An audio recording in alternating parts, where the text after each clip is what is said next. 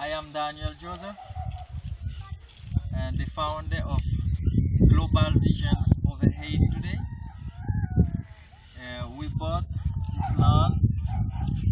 It's a large, very large space where we can build a community center, and that's mean due to the health, due to the common health issue in Monabrile area in Haiti, we are focused to build a healthcare center around. And but what we need financial resources and some donation to help us.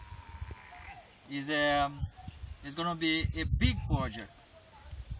We're gonna be dividing it by segment.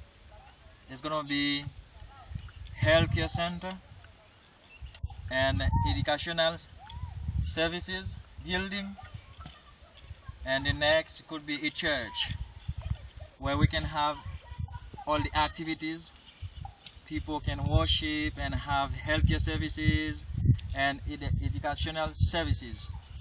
So we call for your help, all the organization, whoever volunteers.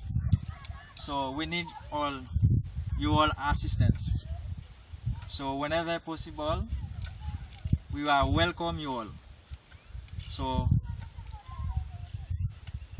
we're waiting for your understanding and all your support for the Haiti people, because they really need it.